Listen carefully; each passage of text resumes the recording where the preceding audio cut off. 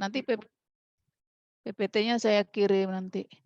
Kakak, internetnya nggak bisa lantai 2. Ini aku naik ini, soalnya ngajar digabung ini susah, nyari waktunya lagi. Aku tadi lagi PD Dikti di Taman Mini, dari kemarin. Aku tadi udah telepon Sulis juga nggak bisa. Ini pakai HP tethering. Ih, iya, mhm.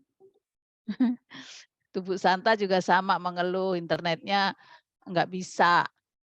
Saya udah 1/2 jam Bu Santa, mayalah tethering aja ini. Bismillah.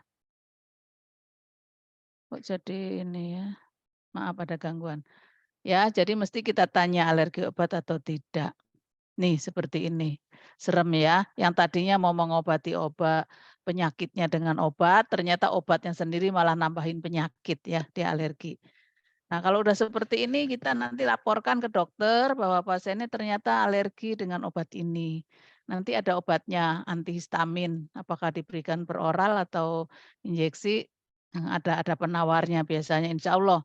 Makanya kalau kita memberi obat jangan setelah nyuntik selesai ya. Jadi mesti kita evaluasi, responnya bagaimana? Jangan-jangan setelah 1 jam kemudian ada efek-efek tertentu lagi yang membahayakan. Jadi harus kita evaluasi, kita catat, ya. Nah, ini sebagai pembukaannya, bahwa perawat itu dalam pemberian obat tuh bertanggung jawab, dalam pemberian obat kepada pasien yang aman. Aman tuh artinya, dosisnya benar, waktunya benar. Kemudian dia juga mendapat penjelasan tentang efek samping obat dan fungsi obat itu untuk apa diberikan. Ya, pengalaman saya kemarin dirawat tuh tanggal berapa ya, awal-awal bulan Februari kemarin. Jadi walaupun saya petugas kesehatan, dia sama menjelaskannya, "Ibu, ini obatnya untuk ini. Ibu kan bengkak, jadi harus dikasih obat untuk mengeluarkan cairan. Saya suntik ya, Bu. Ini jumlahnya sekian. Nanti efeknya habis disuntik ini Ibu 2 jam kemudian sering kencing ya Bu." Padahal dalam hati Ibu juga udah tahu, iya gitu aja. Kalau misalnya ini lapor kalau kencingnya berlebih supaya nggak capek nanti dipasang kateter. Jadi penjelasan-penjelasan seperti itu penting. Jangan sampai pasiennya gara-gara disuntik sama suster A, aku jadi kencing-kencing terus nggak berhenti, jadi aku capek bolak-balik kamar mandi misalnya. Jadi mesti dikasih, obat ini untuk apa, efeknya apa, itu penting, untuk pasien, ya. Kalau misalnya alergi, berarti awalnya harus ditanya, apakah ada alergi obat tertentu. Jadi kalau misalnya alergi, nanti perlu dilakukan skin test untuk obat-obat tertentu. Eee, Harusnya udah dikasih ya sama dokter Anggi, udah belum cara ngetes obat alergi apa tidak? Belum? Yang ini, misalnya mau disuntik antibiotik. Jadi antibiotiknya setelah dioplos, misalnya dioplos dengan 10 cc cairan misalnya kayak penisilin, nanti diambil 0,1 ditambah dengan 0,9 Aquades atau NaCl. Biasanya sih Aquades, kemudian dites ke pasiennya, biasanya ke lengan bawah yang bagian dalam, yang warna terang dan, sedikit bulu, sehingga nanti reaksi alerginya, cepat diketahui. Nanti bekas suntikannya nyuntiknya intrakutan ya, jadi dimasukkan sedikit obatnya sampai kulitnya melendung, setelah itu dikasih tanda lingkaran. Nah, nanti ditunggu misalnya sampai 15 atau 30 menit dilihat, apakah bekas suntikannya itu ada yang tadi bendul itu berwarna merah atau gatal-gatal. Jika iya, berarti dia alergi terhadap obat itu. Tapi jika biasa aja, nggak ada merah, nggak ada gatal, berarti dia negatif. Berarti terhadap obat itu tidak alergi. Supaya aman, supaya nggak seperti tadi. Itu namanya skin test. Cara nyuntiknya kata dokter Anggi CS suruh suruh saya yang kasih, ntar kita belajar di lab.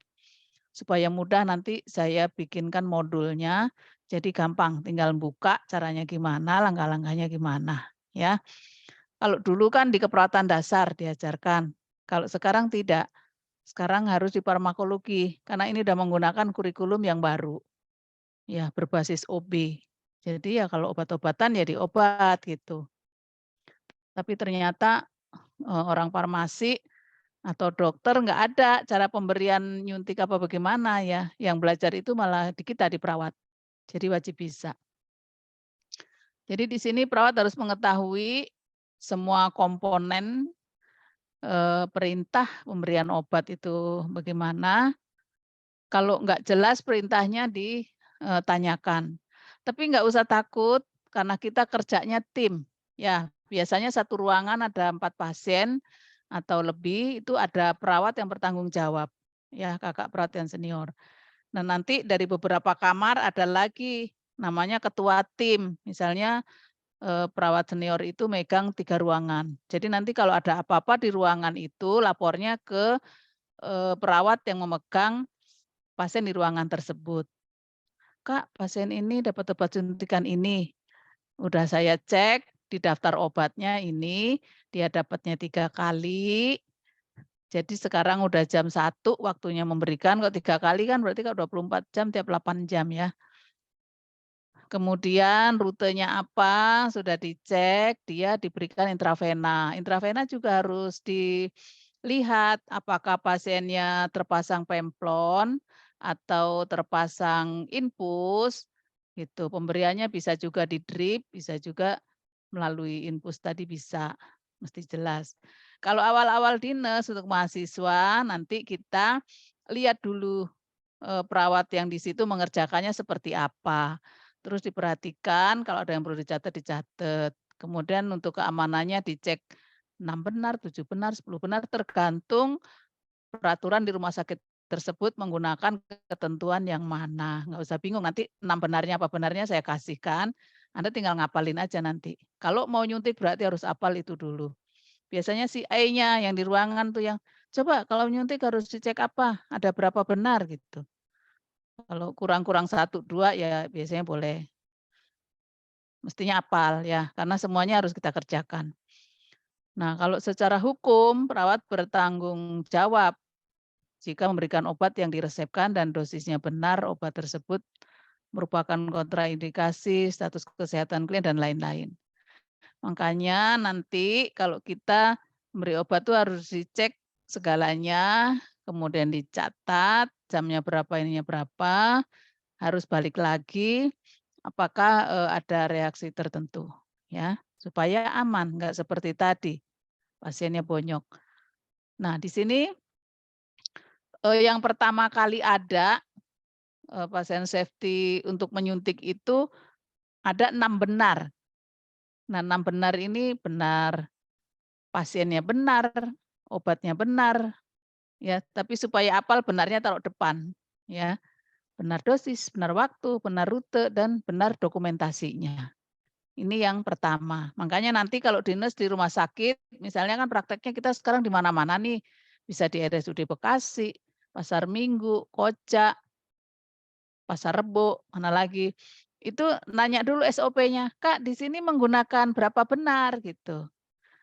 Biasanya ditempel juga ada. Kayak kalau cuci tangan tuh dekat wastafel kan dipasang. Nah, kalau di rumah sakit mungkin dekat menyiapkan obat tuh, ada kan tempat khusus untuk menyiapkan alat dan obat, biasanya ada tulisannya di situ. Tapi kalau misalnya kamu nggak lihat itu, ada SOP-nya biasanya dalam buku gitu, kayak buku prosedur tuh ada. Nah, Anda harus di kantong ini. Nanti kalau dinas bawa buku kecil, namanya buku saku, yang ukurannya misalnya segede apa ya, HP yang bisa masuk kantong. Jadi ini kamu catat di bukumu itu, sambil naik busway misalnya dihafalin, sambil kemana dihafalin. Jadi nanti pas mau nyuntik udah hafal apa yang harus dikerjakan. Dengan berjalannya waktu dan adanya ilmu pengetahuan, ini, naik menjadi 7 benar. Kalau diperhatikan dari 6 benar tadi tambahannya benar informasi. Ya, dulu awal-awal nggak ada informasi, ini obat untuk apa, efeknya apa, nggak ada. Nah, setelah ke sini lagi, kan akreditasi itu ada yang nasional, ada internasional, itu naik jadi 10 benar. Nah, nanti kamu identifikasi bedanya 6 sama 10 atau 7 dengan 10 yang mana sih, gitu. Kayaknya kalau Ibu perhatikan ini yang ditambah, benar pengkajiannya ya. Pengkajiannya tadi nggak ada, sekarang jadi ada. Terus kalau pendidikan kesehatan kan sama dengan informasi ya, ada evaluasi sama penolakan pasien. Jadi pasien itu boleh menolak. Jangan kalau pasiennya nggak mau, pasiennya kamu pegang, direjeng berapa perawat disuntik, jangan. Dijelaskan aja, kalau emang dia tidak mau ya sudah, tanda tangan, menolak disuntik. Jadi kita aman. Kalau nggak mau disuntik ya udah, nggak ada catatan kita kalau ada apa-apa kita salah.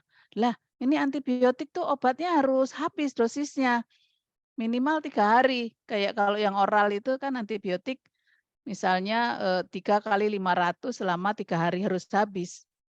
Kalau nggak habis nanti nggak mempan lagi. Kalau dikasih antibiotik harus naik dosisnya lagi, mau berapa? Mau 1.000.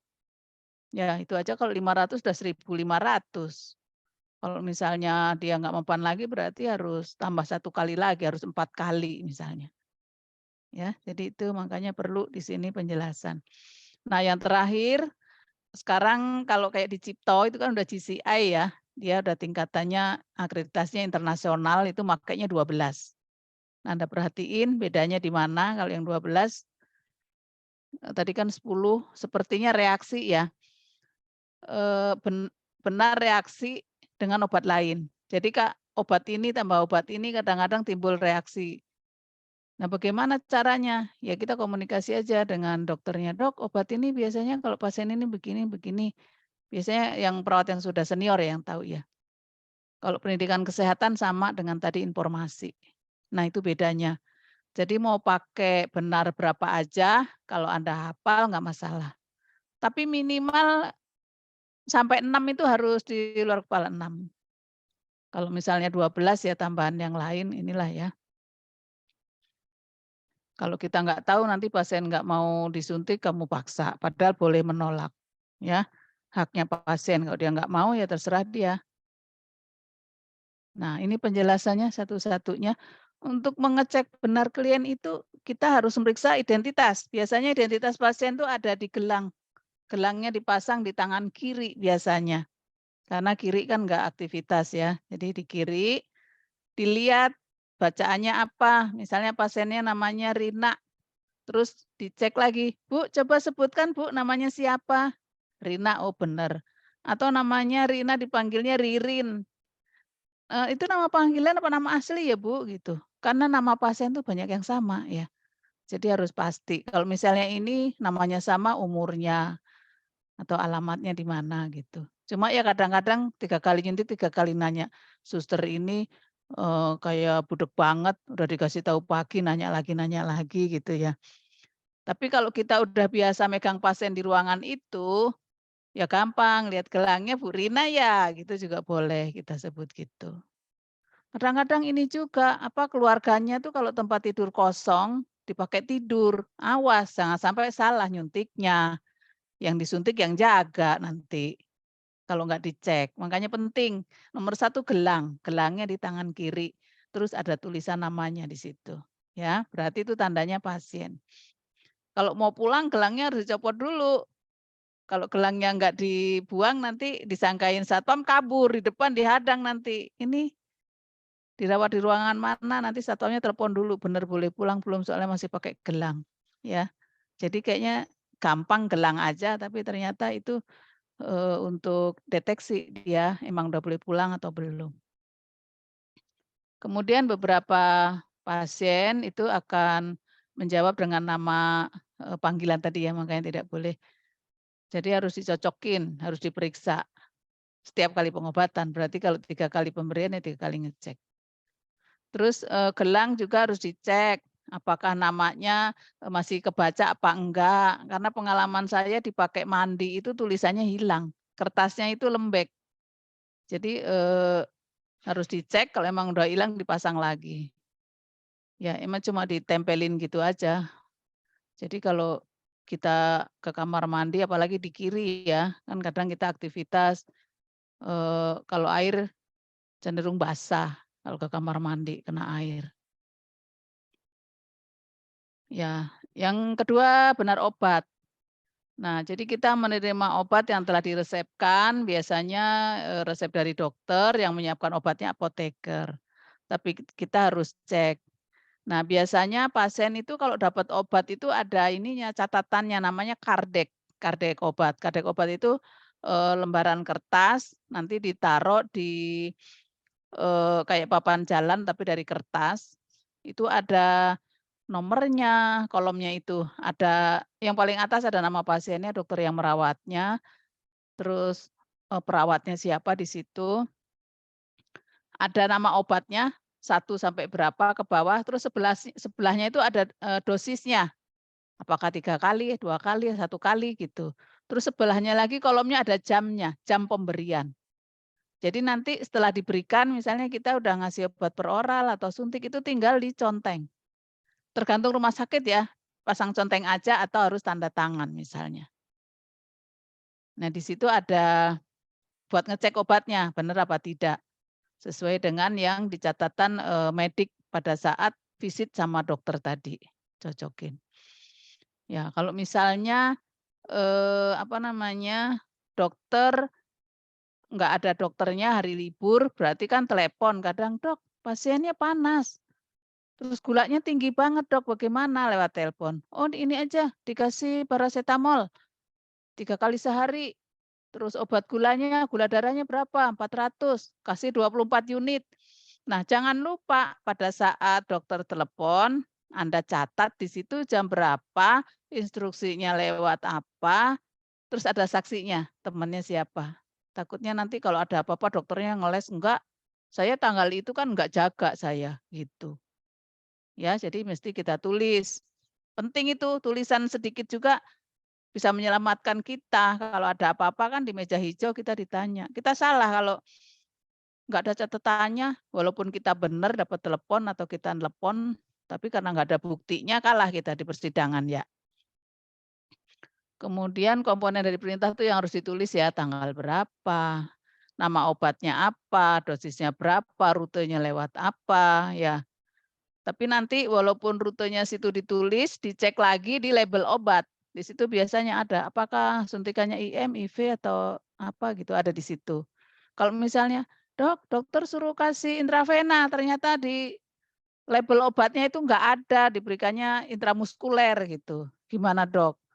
Bila perlu kan sekarang udah canggih, kita foto, kita kirim. Yang mana, Dok? Jangan sampai salah.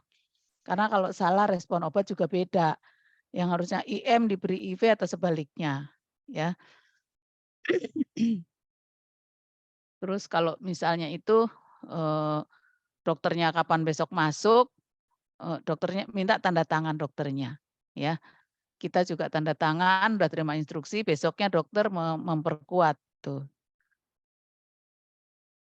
Kemudian kalau misalnya, ada perintah pengobatan yang tidak lengkap, kita mesti ini ya, meskipun merupakan tanggung jawab perawat untuk ngikutin perintah, tapi kita perlu juga konfirmasi. Dokter kan bisa aja juga salah, pasiennya kan bukan hanya pasien kita. Dokter itu diizinkan oleh, ID, Ikatan Dokter Indonesia itu boleh praktek di 3 rumah sakit.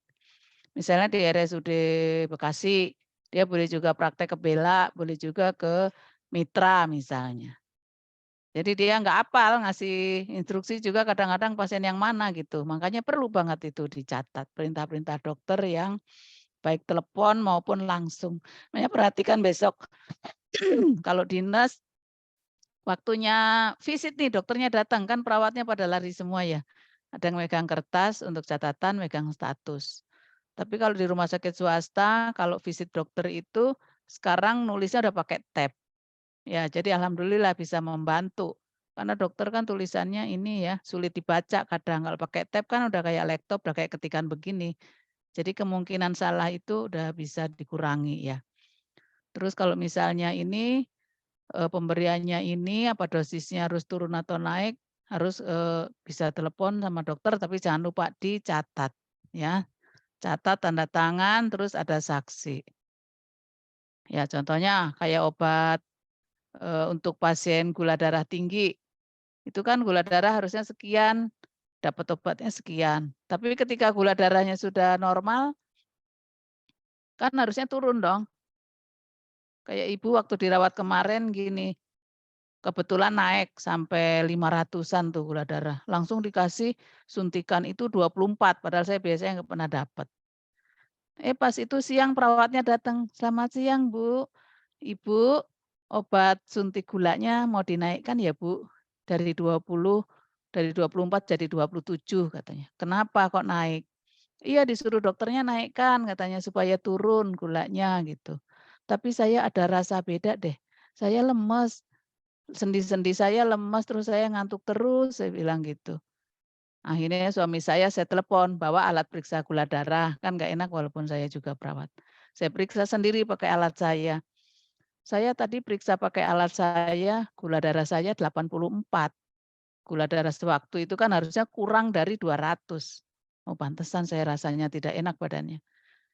Terus dia telepon ke dokternya mungkin, "Dok, ini Bu Suratun ini katanya menolak disuntik, naik dosis karena gula darahnya turun, terus katanya ada keluhan gini gini gini."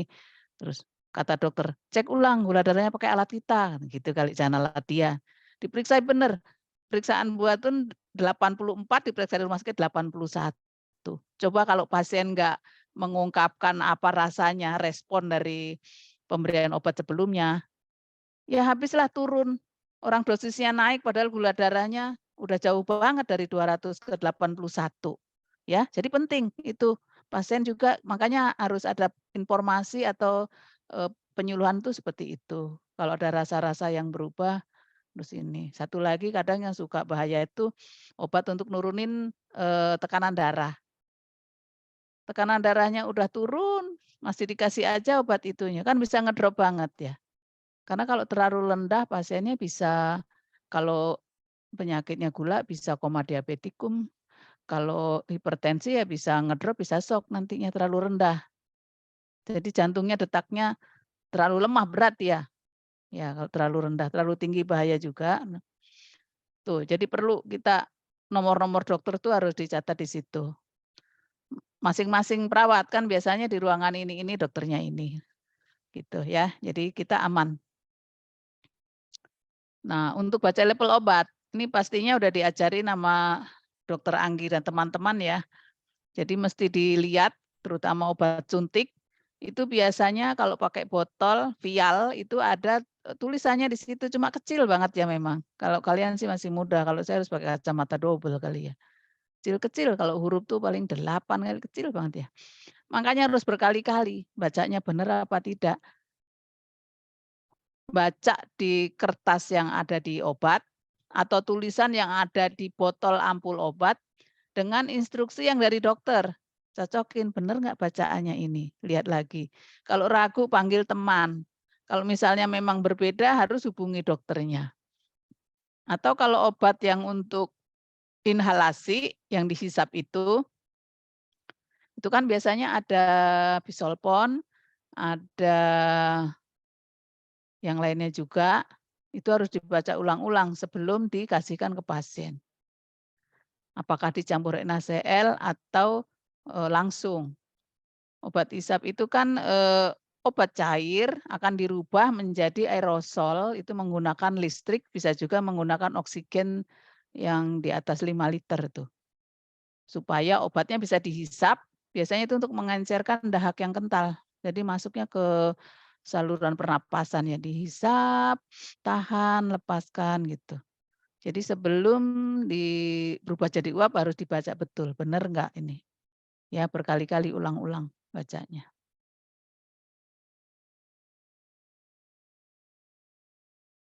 Nge-hang ya? Oh ini. Nah, hati-hati juga kadang-kadang nih perawat harus ingat bahwa obat-obat tertentu tuh mempunyai nama yang hampir sama. Ya, misalnya digoxin dengan digitoxin atau kuidin. Kadang-kadang tulisan dokter juga dibaca susah gitu ya. Takutnya beda bacaannya begini, efeknya beda. Jadi mesti ini lagi klarifikasi lagi ke dokter, "Dok, ini yang benernya apa? Pasiennya keluhannya ini. Ini tulisan dokter kayaknya ini, tapi dari apotek dikasihkannya ini. Apakah itu efeknya sama atau beda, Dok? Atau harus saya tukar lagi ke ini?" ke apotik misalnya, ya. Tapi kalau mahasiswa mah ya ke kakaknya aja, tapi kan Anda nggak mahasiswa terus. Nanti kalau udah lulus nih, yang pada S1 ya paling enggak itu kepala, satu ruangan punya tanggung jawab sendiri. Bisa juga ketua tim atau pembimbing siswa ya. Karena S1 wewenangnya lebih besar dibandingkan kalau D3 tuh cuma jalan nyuntik doang, kadang-kadang kurang analisanya. Kalau untuk S1 harus, lebih ini, karena kalau ada masalah walaupun umurnya sama lebih dewasa dari pendidikannya, ya analisanya kan harus lebih tinggi. Harus, komunikasi dengan tim juga harus bagus, ke perawat yang senior, ke dokter gitu ya, dari mulai sekarang mumpung masih tingkat 1. Terus dosisnya itu harus benar. Kemarin pasti dokter Anggi dan kawan-kawan sudah belajar bagaimana ngitung dosis. Jadi yang dosis yang diberikan untuk klien tertentu itu kadang-kadang akan, berbeda. Misalnya harus ada hitung-hitungan. Contohnya kalau untuk obat gula, itu kalau obat yang diberikan sebelum makan misalnya diberikannya 5 unit atau 6 unit. Tapi pasien-pasien yang lain karena gula darahnya tinggi bisa sampai, eee, 10 unit misalnya.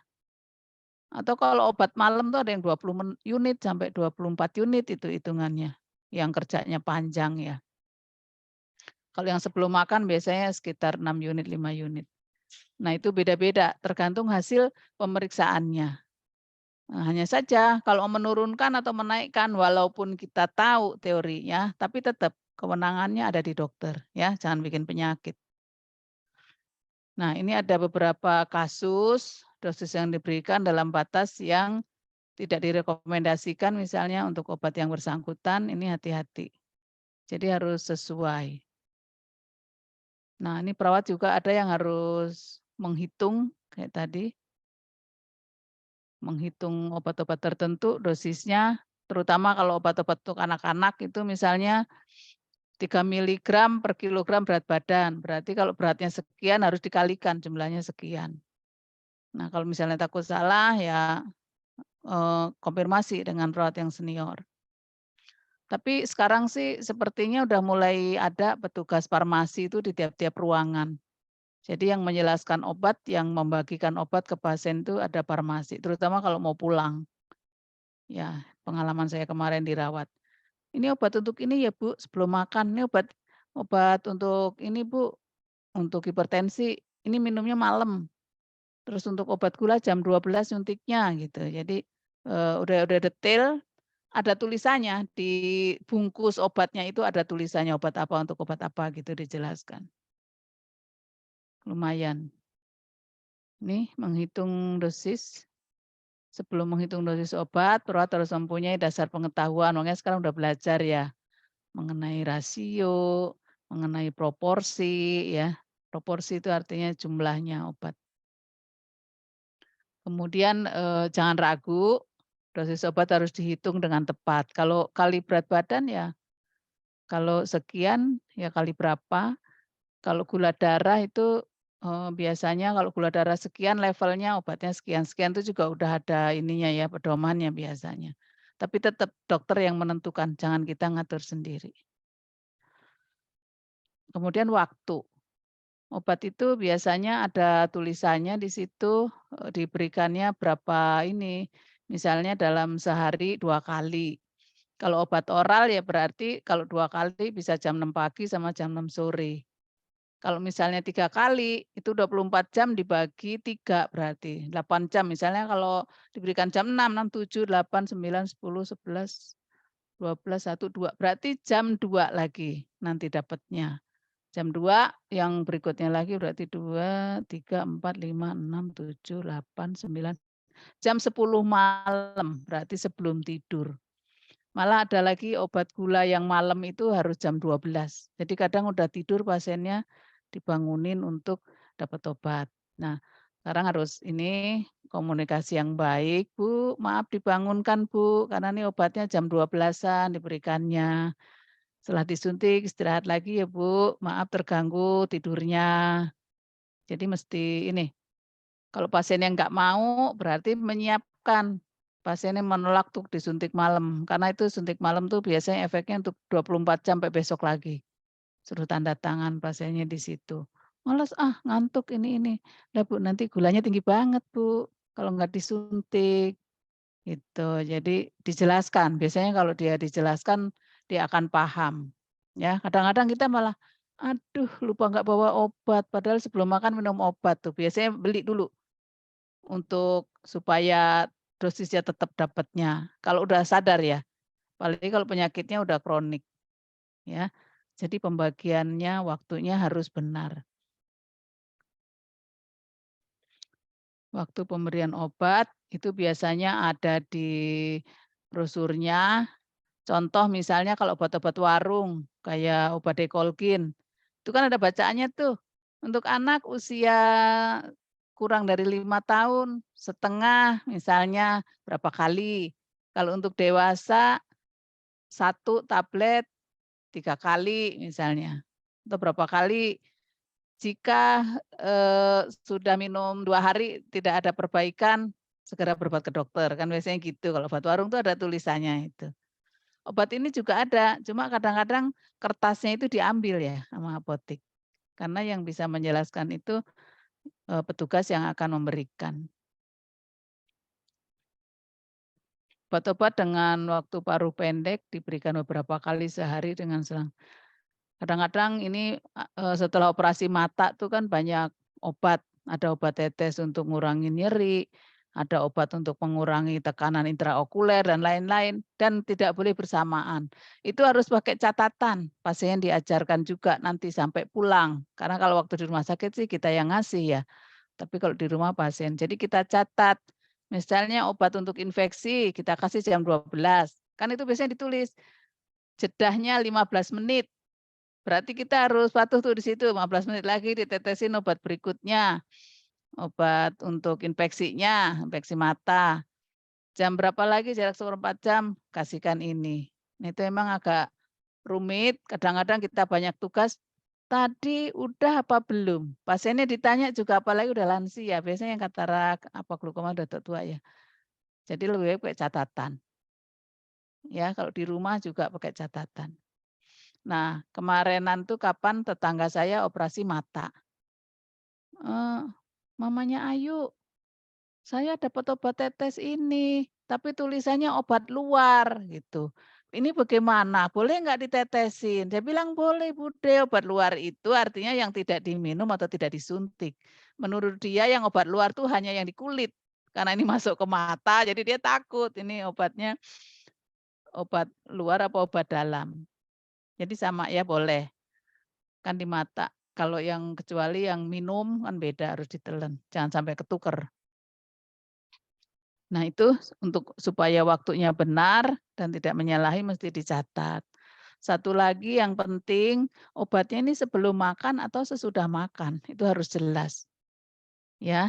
Contohnya obat untuk lambung, untuk mual muntah itu, omeprazol biasanya, itu biasanya sebelum makan, minimal 15 menit atau setengah jam.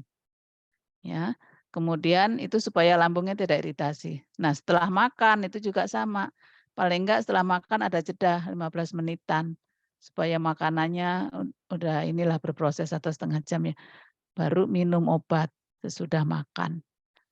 Tapi kalau waktunya mepet ya nggak apa-apa, 10 menit setelah makan juga boleh gitu. Yang penting lambungnya udah ada isi. Karena kalau udah dikasih tahu obatnya setelah makan, diminumnya perut kosong, itu akan perih, mengiritasi lambung. Ya itu, makanya macam-macam. Terus tempatnya harus dipisah, kalau misalnya yang sebelum makan saya taruh di tisu ya Bu, nanti yang lainnya sudah makan. Karena biasanya obat itu diberikan ke pasien tuh 1 kali dosis. Ya, untuk pagi ya dikasihkan pagi, petugasnya datang ke ruangan. Ini obat untuk ini untuk ini untuk ini, sebelum makan sudah makan gitu. Kadang-kadang kalau nggak ada yang jaga kan pasiennya pusing juga, ya. Nah, ini untuk implikasi dalam keperawatan itu bahwa berikan obat pada saat yang khusus, obat-obatan diberikan setengah jam sebelum atau sudah makan, tadi sudah dijelaskan. Berikan obat-obat yang, terpengaruh oleh makanan seperti Katopril, ini harus sebelum makan. Katopril ini obat untuk darah tinggi nih sepertinya. Ini sebelum makan berarti sekitar setengah jam. Karena kalau diberikan sudah makan kenapa? Ya efeknya kurang bagus. Mungkin dia harus diabsorpsi oleh lambung sehingga masuk melalui pembuluh darah itu dulu sebelum makan. Kalau sesudahnya nanti udah penuh makanan ya, jadi efeknya kurang bagus. Jangan disalahkan nanti ini Ibu atau Bapak kok tekanan darahnya kagak turun-turun misalnya. Ya ngasih obatnya salah, suka-sukanya ya pasiennya nggak nurut misalnya. Ya kalau yang untuk kasus-kasus tertentu harus kita tungguin. Pak, sambil nunggu makanannya ini datang, diminum dulu. Ya, ayo perlu dibantu airnya, ininya, sampai ditelan. Baru kita tinggalkan. Terus nanti kita kalau habis ngasih obat kembali lagi loh. Jangan ditinggalin begitu aja. Terutama obat-obat yang menurunkan misalnya gula darah, kalau dia udah minum obat ternyata, dia nggak mau makan akan ngedrop nantinya. Gulanya diturunin, makannya enggak gitu. Bahaya, nanti pasiennya pingsan, terlalu rendah gulanya, bisa koma. Koma ya napasnya habis, harus dibawa ke ICU ya. Kemudian berikan obat-obat seperti kalium, aspirin, dan lain-lain yang mengiritasi lambung ini harus bersamaan dengan makanan. Bersamaan makanan itu artinya makan sudah berapa sendok diminum. Pokoknya tidak boleh lambung kosong, jangan juga setelah makanan udah diabsorpsi. Jadi masing-masing ada ininya. Ini tanggung jawab perawat untuk memeriksa klien itu sudah dijadwalkan untuk pemeriksaan diagnostik misalnya. Pasiennya besok mau diperiksa ususnya menggunakan endoskopi, berarti ada obat-obat tertentu yang harus dijadwalkan nanti aja setelah pulang periksa. Karena tidak boleh pasiennya harus puasa. Nah, ini harus tahu kita. Biasanya sih ada tulisannya tuh di situ. Pasien puasa untuk endoskopi, berarti obat pemberian pagi ditunda mundurkan ke siang. Ya. Terus yang perlu diperiksa lagi tanggal kadaluarsa ini biasanya ada di label kertas obat atau kalau bentuknya dia, ampul itu juga ada tulisannya di situ, bisa dibaca. Jadi di situ ada tanggal, bulan, dan tahunnya. Kalau udah ngepas banget, itu jangan diberikan, lebih baik dikembalikan ke apotik, minta tukar yang baru. Jangan, "Ah sayang, masih ini, kelewatnya baru sehari doang." Ya jangan macam-macam, nanti orang meninggal gara-gara obat yang harusnya dibuang ya. Jangan sayang-sayangan. Kemudian antibiotik tadi udah Ibu jelasin ya. Antibiotik kalau 3 kali berarti tiap 8 jam, satu. Yang kedua, kalau untuk antibiotik tuh obatnya harus habis, ya. Jangan cuma minum satu kali, batuk pilek minum antibiotik cuma sekali minum, 2 kali minum berhenti. Jangan, walaupun udah sembuh tetap dihabiskan. Makanya tulisannya kadang di situ antibiotik dihabiskan. Misalnya 3 kali 500, 3 hari habiskan. Ya, jangan kayak obat pusing, pusingnya hilang berhenti minumnya, kalau antibiotik tidak boleh, ya harus habis. Kenapa harus habis? Dia nanti akan nggak mempan lagi dengan dosis yang sama jika dia sakit kembali. Udah kebal, jadi harus naik terus dosisnya.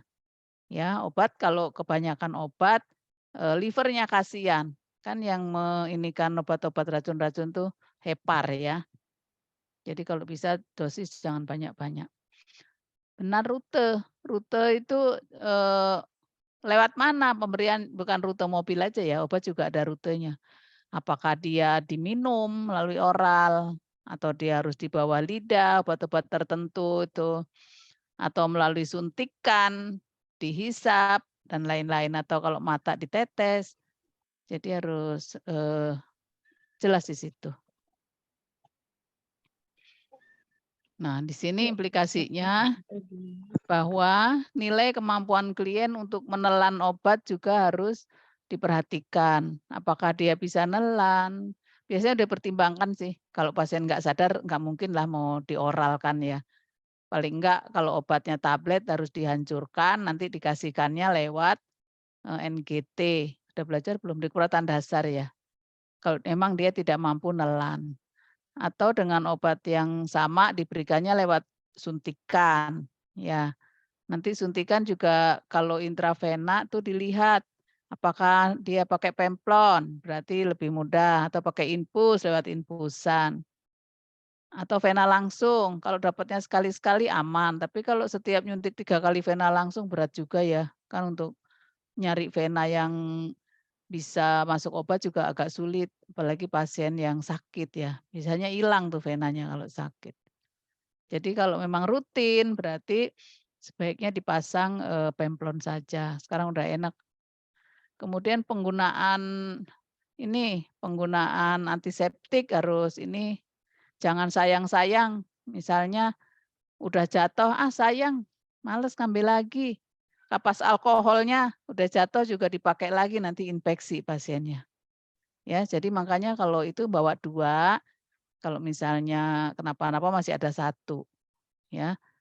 Biasanya yang suka jatuh setelah suntik, yang awal sudah megangnya nggak bener, taruh yang bener jatuh. Kalau enggak mending megang 2 untuk itu, apa namanya, pertama untuk awal, kemudian setelah nyuntik ganti lagi yang baru. Kemudian untuk memberikan obat pada tempat atau area yang, sesuai.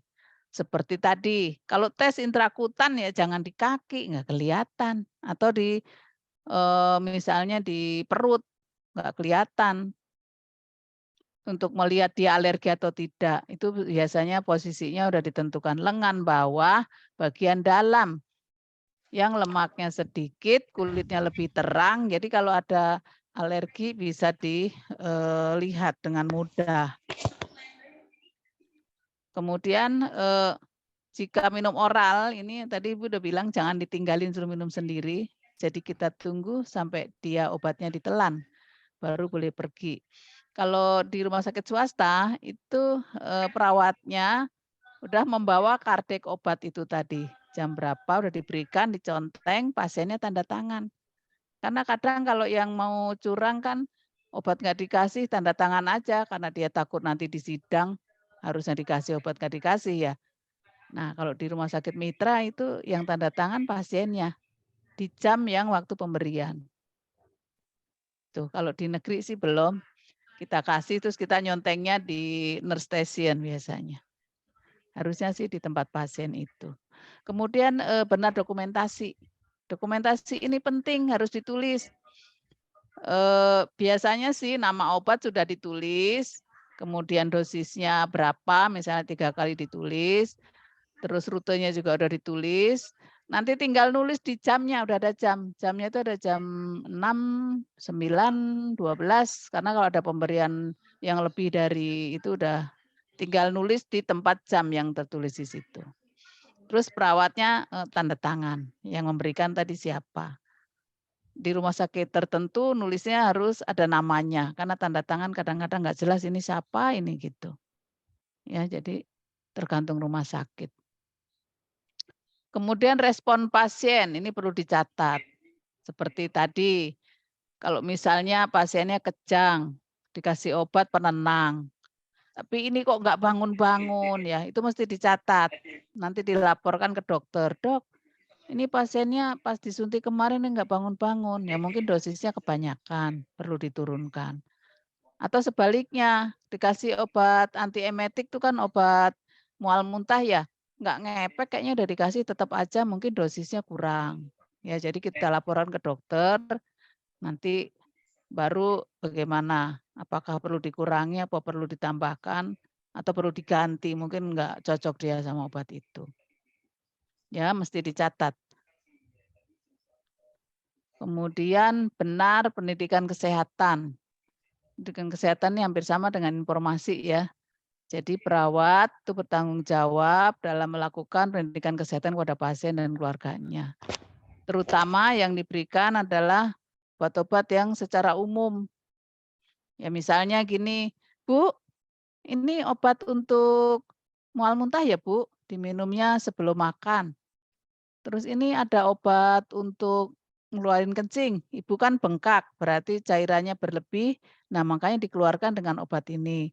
Nanti setelah diberi obat ini 2 jam kemudian ibu akan sering kencing ya, Bu. Jangan kaget nih efek dari obat ini. Nanti kalau sudah bagus, udah bisa kencing sendiri, bengkaknya hilang, nanti akan di-stop obatnya. Itu ya, Bu. Terima kasih atas kerjasamanya. Jadi fungsi obat dan efek samping obat yang dijelaskan kepada pasien. Kemudian benar pengkajian. Nah, ini obat-obat tertentu harus dikaji.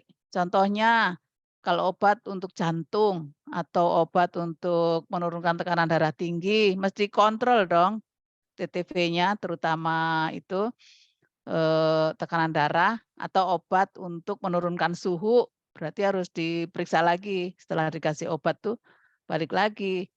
Setengah jam atau 1 jam nanti ke situ diperiksa. Berubah, tambah naik, apa tambah turun atau gimana. Ada perubahan apa enggak sambil kita tanya pasiennya. Jangan-jangan tensi udah 120 masih aja dikasih dosis obatnya 16, padahal harusnya udah bisa turun 8 misalnya. Cuma kita juga nggak boleh ngerubah sendiri. Nanti kita catat aja lapor ke dokter, "Dok, ini pasiennya udah dari kemarin udah bagus nih tekanan darahnya. Gimana nih obatnya? Dilanjut apa diturunkan dosis, Dok?" Ya udah diturunin, itu mesti kita catat. Catat jam berapa, teleponnya kalau dokternya nggak ada ya. Kemudian nanti kalau dokter datang suruh tanda tangan di situ. Kalau dokternya ada sih ya gampang, tinggal langsung ditulis di situ. Kemudian, benar evaluasi. Jadi evaluasi juga penting terutama untuk efek samping tadi. Lah habis disuntik ternyata 1 jam kemudian dia merah-merah, gatal-gatal. "Dok, kayaknya pasiennya alergi nih, Dok." "Emang nggak dites ya?" "Iya lupa." "Ya udah kasih antihistamin," misalnya apa itu. Jadi efek samping itu perlu diinikan. Atau habis disuntik pasiennya langsung ini, kagak sadar ini ternyata ya tadi kerendahan, gulanya udah rendah, disuntik tetap dosisnya nggak diturunin obat gula darahnya ya. Ini kita perlu datang lagi itu. Makanya kan sekarang kita nggak boleh nyuntik ke semua pasien itu, nyuntiknya mesti pasien yang tanggung jawab kita sendiri. Kalau kita perawat di kamar 2 ya di kamar 2 itu aja. Karena kalau ada apa-apa yang bertanggung jawab, yang udah tahu kan yang megang pasien itu. Kalau sekarang kan mahasiswa dikasihnya 1 megang pasien 1. Nanti kalau udah kerja, banyak, bisa 5 bisa kalau di Rumah Sakit Bekasi itu satu perawat bertanggung jawab 10 pasien. Baik catatan perawatannya atau tindakan-tindakannya, tanggung jawabnya itu. Kemudian benar reaksi terhadap makanan, ini mesti ditanya. Kadang-kadang ada pasien tertentu yang alergi makanan ya, alergi udang atau alergi telur, kebetulan juga dapat antibiotik, jadi kan bingung, ini alergi apa sih ini? Dipastikan aja kalau kemarin disuntik obat itu nggak masalah, kenapa hari ini jadi merah-merah? Berarti bukan karena alergi obat, ternyata alerginya makanan. Makanya pengkajian itu penting banget. Dicerewetin terus, suruh pengkajian harus ya.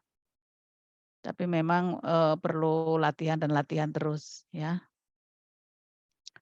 Kemudian hak pasien dalam pemberian obat.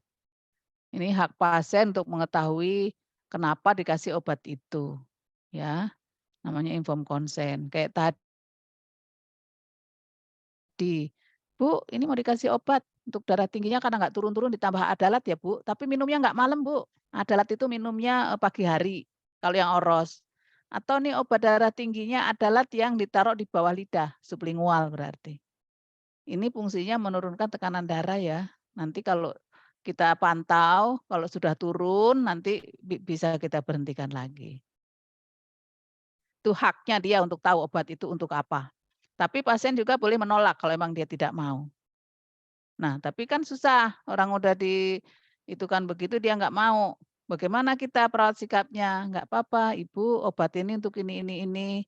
Tapi karena Ibu atau Bapak tidak bersedia disuntik, mohon menandatangani bahwa yang menolak pengobatan itu Bapak atau Ibu. Kalau saya kan mau bertugas melaksanakan.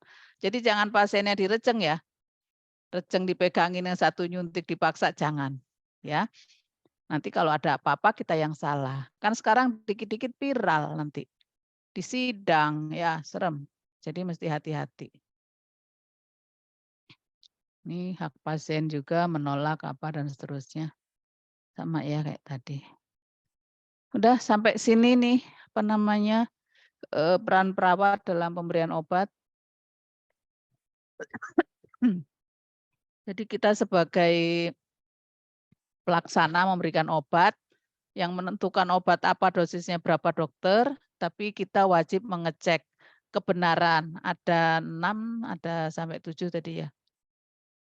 6, 7, 10, 12, tergantung rumah sakit ya. Jadi nanti kalau mau nyuntik, Kak di sini SOP-nya berapa benar yang harus diinikan. Kalau enggak hari pertama kan lihat-lihat dulu gitu, nanti kesananya baru sendiri. Oke, sampai sini ada yang mau ditanyakan? Izin bertanya, Ibu. Ya, siapa nih? Adi ya? Iya. Ya, Jadi silakan Di. saya kan saya sempat jadi sukarelawan HIV dan sifilis di lembaga kan, Bu. Terus kebetulan saya dapat tugas untuk mendampingi pasien positif sifilis untuk berobat kan, Bu. Terus sebelum disuntik penisilin dia kan diskintas dulu ya, Bu, di lengan bagian bawahnya. Iya. Nah, terus dia negatif alerginya. Baru disuntik penisilin. Terus 3 bulan kemudian tuh dia disuruh datang lagi untuk suntik lagi kan, Bu. Tapi dia tuh di skin test lagi, padahal obat yang diberikan tuh penisilin yang sama dan diberikan oleh dokter yang sama.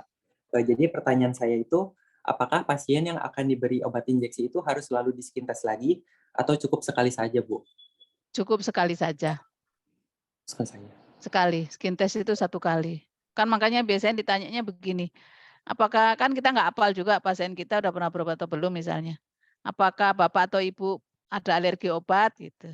Kalau dia, "Oh ya pernah aku disuntik gatal-gatal merah-merah," misalnya berarti itu alergi. Biasanya pasiennya inget sih, "Ada alergi makanan juga enggak?" Gitu. Takutnya habis makan apa datang ke kita, padahal, itu alerginya makanan bukan alergi obat. Jadi skin test sekali aja ya Adik, nggak usah berulang-ulang. Cukup 1 kali. Bagus, sudah ada pengalaman ya. Ya, pertanyaannya bagus. Ada lagi yang lain? Semakin tahu, semakin takut apa semakin pede nih? Harusnya semakin pede ya. Jangan aduh serem aku entar pasiennya bonyok-bonyok gua suntik gitu. Enggak, kalau kita benar, obatnya benar, kan yang nyuruh nyuntik bukan kita, dokternya, kita hanya melaksanakan. Yang penting mau pakai 6 benar, 7 benar, apa 12 benar ya, aman. Ada lagi? Ibu, saya izin bertanya. Ya, Endah ya? Ya, saya Endah dari kelas 1 RKI.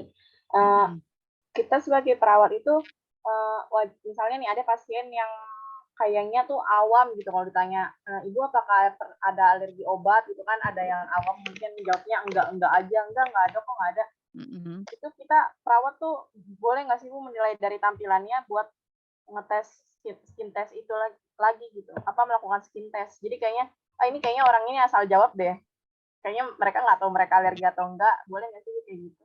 Nggak bisa, harus dicek aja, di skin test aja kalau kayak gitu. Di skin test aja, sebentar kok skin test-nya itu cuma 1 detik paling. Jadi kita ambil obatnya 0,1 ditambah aqua 0,9, terus ditarik ke bawah ke atas biar nyampur ya. Terus setelah itu baru di intrakutan, cet, yang penting lubangnya nyangkut di kulit terus set, kan blendung tuh, dilingkerin udah daripada kita ragu. Nggak bisa kalau dari tampilan, karena ini alergi itu respon tubuh terhadap, sesuatu, baik makanan atau waalaikumsalam, atau, terhadap obat.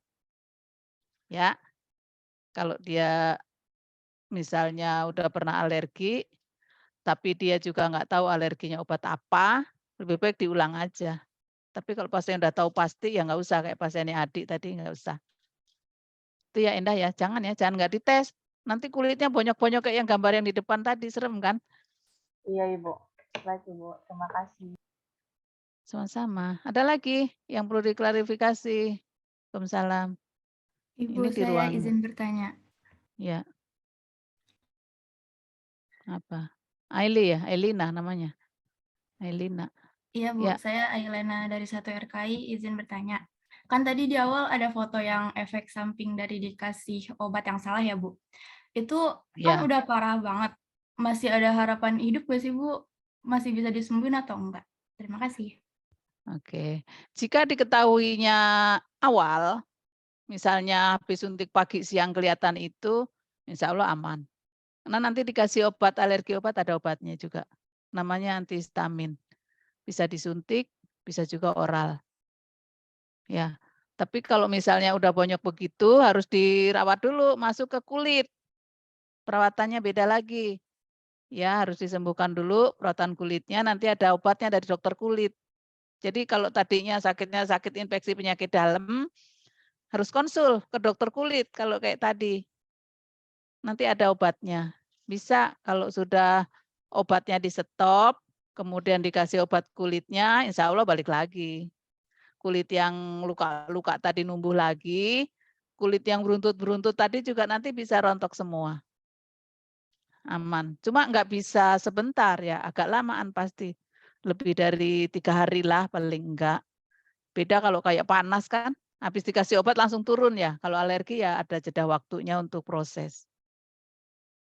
Ya, makanya kalau kita kan ada agamanya ya, yang Islam harus selalu bismillah, udah nyuntik alhamdulillah. Untuk yang Kristen ya bacaannya apa buatun nggak tahu. Ya, jadi apapun yang terjadi itu udah kehendak dari Allah. Yang penting kita sudah mengerjakan sesuai dengan apa yang kita pelajari. Kalau terjadi sesuatu itu kadang-kadang kan ujian dari orang tertentu ya. Jadi jangan takut. Yang penting kita benar dosisnya, benar waktunya, benar obatnya, harus diklarifikasi. Makanya dari mahasiswa udah belajar kayak gini. Kalau ada apa-apa kan ada kakaknya. Nah, nanti ketika Anda jadi kakak, nah harus udah ada pengalaman berarti. Itu ya, Lena ya. Baik, terima kasih Bu. Baik, ada lagi yang perlu diklarifikasi? Sambil nunggu, tugas berarti kelompok berapa ya? 5 ya? Jadwal saya kapan lagi nih, si Pen? Ada satu lagi ya untuk diskusi ya? Mana? Endah si Pen bukan? Iya Ibu, sebentar Ibu. Saya cek dulu jadwalnya. Gini, maksud Ibu, apakah nanti di pertemuan berikutnya RKI dengan ini bisa gabung lagi? Belum tentu ya? Biasanya sih kita kalau mau gabung lumayan apa ya, agak susah gitu Bu. Cuman masih bisa mungkin gitu Bu. Oh, kalau kayak gitu ya udah tugasnya masing-masing ya. Untuk tugas kelompok 5 kalau nggak salah saya ya. Tugas grupnya Bu Atun, mendapat tugasnya kan dari Bu Atun dapat nilainya.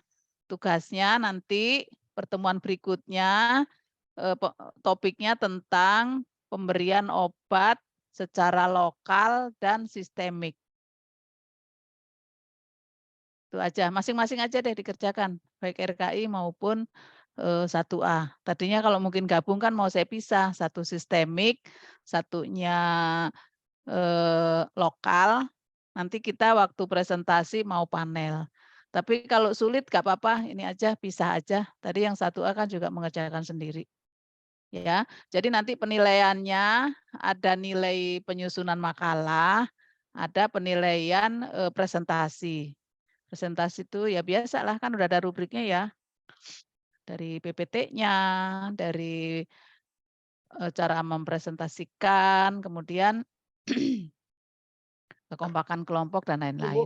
Oh iya, ini mumpung Ibu ingat hasil ujiannya kemarin lumayan bagus. Yang tertinggi 92, tapi yang terendah ada juga yang 35, ada yang 45. Nah, mudah-mudahan dengan tugas buatlah yang bagus, nanti bisa membantu nilai yang rendah. Terus sama UAS-nya nanti mudah-mudahan diperbaiki nilainya. Ada satu yang belum ujian, belum sempat. Makanya lain kali pesan Bu Atun ini, kalau Anda ujian apalagi online, ya ikut saja, kan bisa pakai HP. Ya, karena kalau tidak ujian nih susah nyari waktunya. Sekarang saya jadwalnya ujian sidang ini nanti sampai jam 4 sore. Besok juga sama. Jadi ada yang satu belum ujian, belum saya jawab kapan. Ini orang adaknya juga ada kegiatan di Taman Mini nih kosong nih di atas adak. Gitu ya. Jadi usahakan kalau ada keluarga yang sakit atau apa, gitu kalau online ngikut aja. Kalau misalnya itu mungkin kalau mau nengok nenek berangkatnya jangan waktu ujian ya. Mungkin Jumat sore setelah ujian selesai. Karena sulit nyari waktunya. Ya, terus jangan ini, soalnya pasti akan kita acak-acak nanti. Satu. Yang kedua nilainya nggak bisa tinggi nilainya.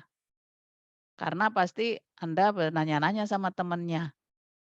Ya, tidak akan dikasih tinggi. Kecuali kalau diskusi sama itu kan beda-beda masing kelompok. Itu ya, mohon perhatian. Jadi sekolah itu harus nomor 1. Karena bayangkan harusnya ngawas 120 orang sekali, ini harus ngawas 1 orang sendiri gitu loh. Jangan dong bikin repot orang lain gitu. Jika tidak, ini sekali ya penting, tapi kalau kayak orang tua sakit, orang tua meninggal ya pastilah nggak apa-apa kayak gitu. Ya, makanya jaga kesehatan supaya bisa selesai wisuda bareng dengan teman, ya. Semangat.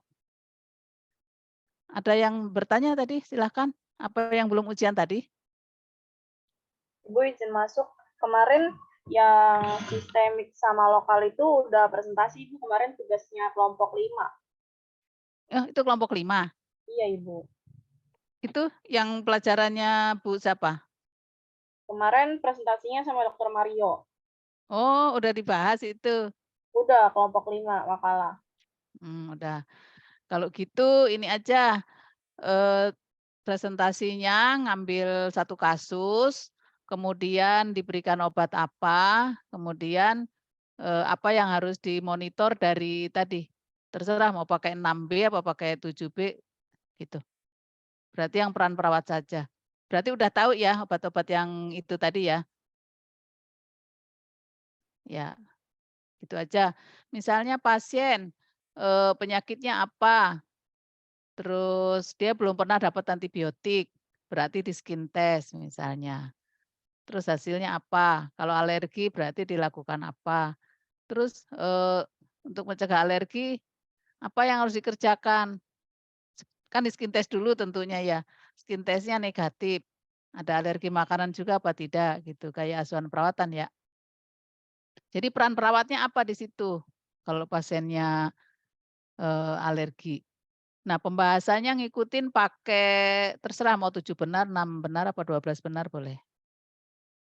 Berarti lebih mudah kalau udah dapat yang itu, pemberian obat secara apa, sistemik dan itu ya. Tinggal prakteknya aja berarti nanti di lab sama saya. Gitu. Ini yang tanya tadi mana? Endah ya? Endah kelas 1A apa RKI? 1 RKI, Ibu. Ya RKI. Udah paham tugasnya? Mana kelompok yang mau membahasnya? Kelompok 6 ya, Ibu, jadinya ya, Ibu? Ya pokoknya yang ada tulisannya Bu Suratun aja. Ibu juga lupa nggak buka RPS ini. Ada nggak? Bentar, Ibu. Pokoknya yang tugasnya Bu Suratun. Ya, siapa? Di RPS kelompok 6, Ibu. Oh, berarti 6. Nah, kelompok 6 pembahasannya peran perawat dalam pemberian obat pakai kasus terus dibahas pakai berapa benar gitu. Gitu ya, jelas?